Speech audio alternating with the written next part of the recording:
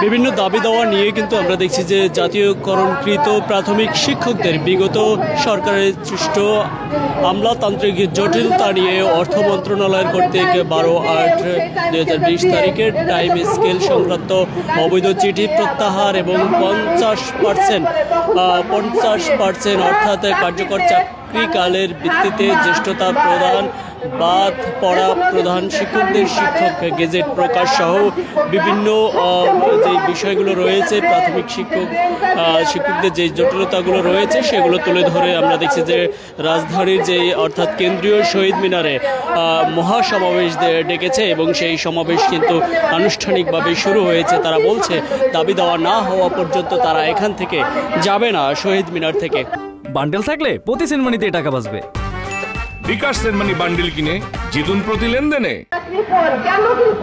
শিক্ষকরা অবৈধ কোনো রোজগার করে না, শিক্ষকদের যে গোনা যে কয়টা টাকা দেয় ওদের যে পুরো সংসার পুরো ফ্যামিলি তাদের চালাতে হয়, তাই তারা অনেক হিসাব করে চলে। আর সেই হিসাব যখন মানুষ চাকরি শেষ হয় তখন আনন্দ নিয়ে কিছু টাকা পয়সা পায়, সেই আনন্দে মানুষ বাড়িতে ফিরে যায়। আর আমরা ফিরে যাওয়ার দিন খালি হাতে ফিরে যাই, কারণ আমাদের যে পাওনা টাকাটা আমরা যেটা পরিশ্রম করে পাই সেই টাকাটাও আমাদের কেটে দেওয়া হয়।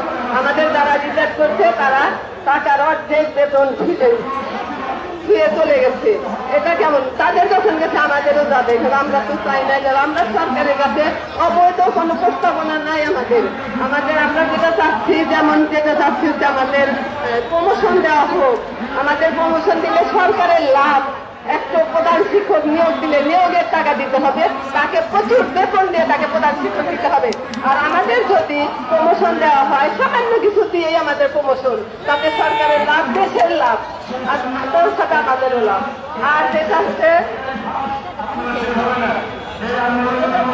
টাইম স্কেলটা কেটে নেওয়া হচ্ছে, এই টাইম স্কেলটাও আমাদের পাঠ্য জিনিস, এটা দেওয়া দরকার। আর উপদেষ্টা মহলকে আমি এটাই বলবো যে আমরা তো তাদের কাছে অবৈধ কোনো দাবি করতে আসিনি, আমাদের পাওনাটাই দিতে বলছি এবং আমাদের কাজগুলো কমপ্লিট হবে না। আর আমাদের এই দাবিটা অবশ্যই উপদেষ্টা মন্ডলী মহৎভাবে নেবেন, কারণ আমরা এটা কোনো অবৈধভাবে দাবি করতে আসি না, অন্যায় দাবি না। আমাদের দেওয়া হয়েছে, এটা কোনো সরকারি ফান্ডে ক্ষতি হবে না। আমাদের দেওয়া হয়েছে, দেওয়ার জিনিসটাই আমাদেরকে 5 টাকা আমাদের খুঁজিয়ে দেওয়া হবে। সেটাই যাতে আমি চাই যে আমাদের সকল শিক্ষকের এই আশাটা অন্তত উপদেষ্টা মন্ডলে পূরণ করতে। আমরা কোনো অবৈধ চাওয়া চাইতে আসি নেই, আমরা শিক্ষক হিসেবে আমাদের মর্যাদাপূর্ণ যেটুকু দাবি, অতি সামান্য দাবি, সেই দাবিটা উপদেষ্টারা মানবে। এটাই আমার চাওয়া পাওয়া, এটাই আমার বলা। এগুলো আমি আমার বক্তব্য শেষ করছি। আসসালামু আলাইকুম। ধন্যবাদ।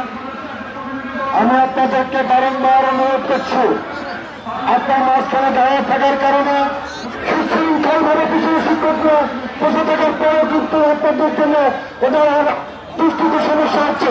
এবং কেন্দ্রে আমাদের যে লিডারভাবে আছেন, আমাদের বিষয়টি যে টিভি মিডিয়াতে প্রচারণে সেটি অবশ্যই একটু ভালোভাবে না আসতে পারে।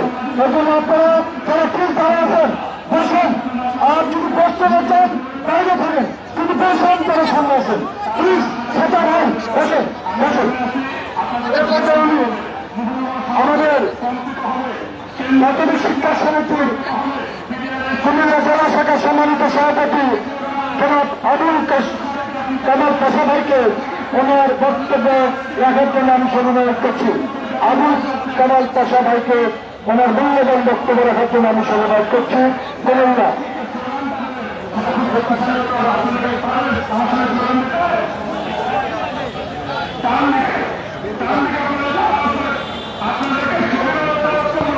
সারা বাংলাদেশ থেকে বিভিন্ন জেলা উপজেলা থেকে এসে জড়ো হয়েছে। সেই সকাল থেকে কিন্তু আমরা লক্ষ্য করতে পেরেছি যে বিভিন্ন জেলা উপজেলা থেকে বিভিন্ন শিক্ষকরা শিক্ষিকারা কিন্তু এসে জড়ো হয়েছেন এবং অনেকটাই বলা যেতে পারে তীব্র রোদের মধ্যেই কিন্তু রাজধানীর যে কেন্দ্রীয় শহীদ মিনার রয়েছে, অর্থাৎ এই কেন্দ্রীয় শহীদ মিনারে কিন্তু যে মহাসমাবেশ ডেকেছে, সেই সমাবেশে কিন্তু বিভিন্ন স্তরের বিভিন্ন জেলা উপজেলার লোকজন এসে জড়ো হয়ে সমাবেশে অংশগ্রহণ করছেন। সেটি কিন্তু আপনারা দেখতে পাচ্ছেন শিক্ষক নেতারা কিন্তু বক্তব্য দিচ্ছে।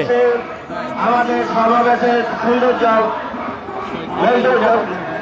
করার জন্য সকলকে আহ্বান করছি এবং আমাদের এই 1990 সাল থেকে আমরা রেশন গাড়ি ছিলাম, তখন আমাদের 1991 সালে 500 টাকা ভাতা হয়েছিল।